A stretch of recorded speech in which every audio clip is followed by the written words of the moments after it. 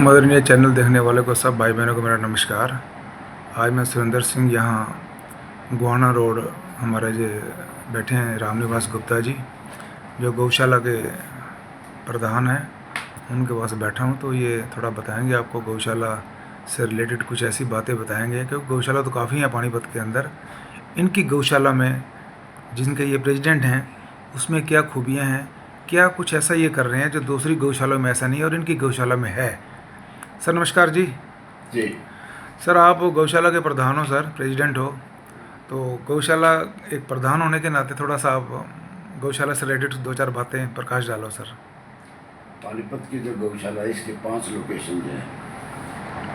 एक रिफाइनरी के पास है, दूसरी बिंजौल 2 नहरों के बीच में, 2 गौशाला जीटी रोड पे आमने सामने, और एक पुरानी सब्जी मंडी है।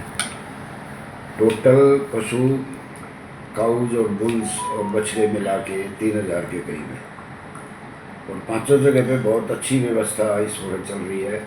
सभी शहरवासी और बहुत श्रद्धा बढ़ गई है।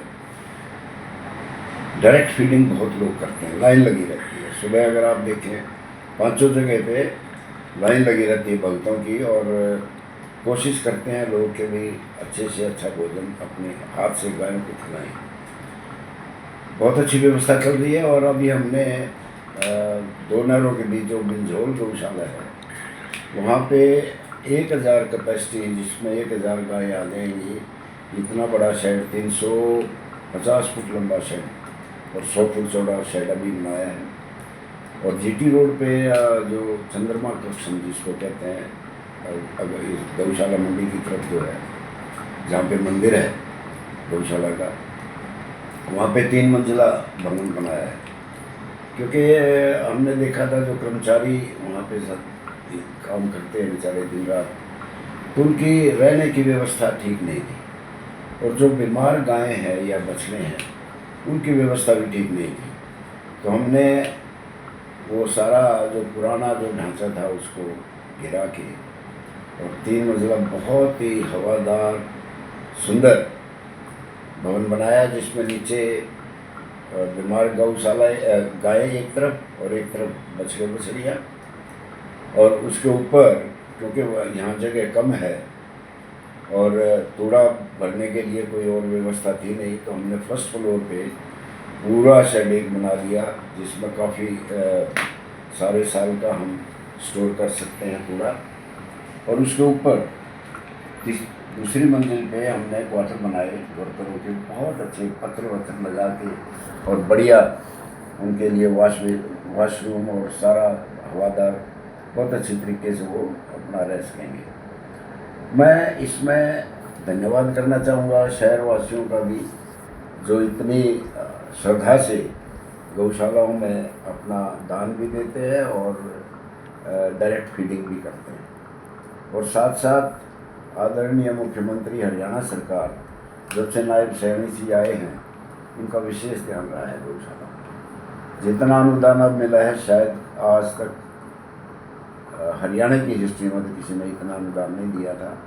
बहुत अच्छा सपोर्ट कर रहे हैं, और उसी सपोर्ट के हिसाब से मेरे ख्याल है सारी गौशालाएँ हरियाणा की खुशहाल हैं और अच्छी परवरिश कर रहे हैं। तो आपकी सर ये गौशाला सोसाइटी के जो जितने मेंबर्स हैं, जैसे सेक्रेटरी है, कैशियर है या चेयरमैन है, वो सारे आपको पूरा कोऑपरेट कर रहे हैं सर? बिल्कुल एक तो सर जैसे दूसरी गौशाला में हमने देखा है कि लोग शहर में अनुदान राशि मांगने के लिए जाते हैं गौशाला के नाम पर।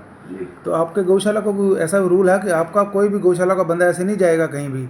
नहीं, सिर्फ हम एडमिनिस्ट्रेशन जो हर साल जो भगत देते हैं सरगुन से लेते हैं, बाकी कोई नहीं जाता। बाकी कोई आपका बंदा किसी के पास नहीं जाएगा कि हमारे गौशाला को अनुदान राशि दो, ऐसा कोई बंदा आपका नहीं जाएगा? वो खुद आके देते हैं? नहीं, खुद भी देते हैं, और जो मतलब हर साल देते हैं उनसे हमारी मैनेजमेंट जाती है। ओके ठीक है, कोई और पेड आदमी नहीं है। ओके सर, ठीक है जी। कोई ऐसा नहीं है कि पर्ची उठा के ऐसा नहीं है, वो सिस्टम नहीं है ना, वो सिस्टम नहीं है। नो। और ये जो दुधारू गायें हैं सर, आपकी गौशाला में जो दुधारू गायें हैं सर, उनका जो आप दूध वगैरह सेल जो करते हो, तो वो भी आपने एक अलग सिस्टम बनाया होगा सारा? हाँ, उसका स्टाफ है, वो सवेरे लेने आते हैं लोग। दुधारू गाय अलग अलग रखते हो, हाँ, जो बीमार है वो अलग है, बिल्कुल, ऐसी है ना सर? बीमार का तो बिल्कुल ही अलग है। तो रूटीन से चेकअप होता है सर डॉक्टर के, जब हाँ, डॉक्टर 2 डॉक्टर हमारे पास परमानेंट परमानेंट, बिल्कुल। वेटरनरी डॉक्टर 2 हैं हाँ, जो परमानेंट यहाँ भी जाते हैं, बिंजल भी जाते हैं सब और जगह। सब जगह हाँ, अराउंड हमारे कहीं भी बल्कि अभी हमारा नेक्स्ट जो प्रोग्राम है जी वो मैं बताना चाहूँगा कि अब हम एक वेल इक्विप्ड हॉस्पिटल बनाने जा रहे हैं गायों के लिए। वेयर सर, कहाँ?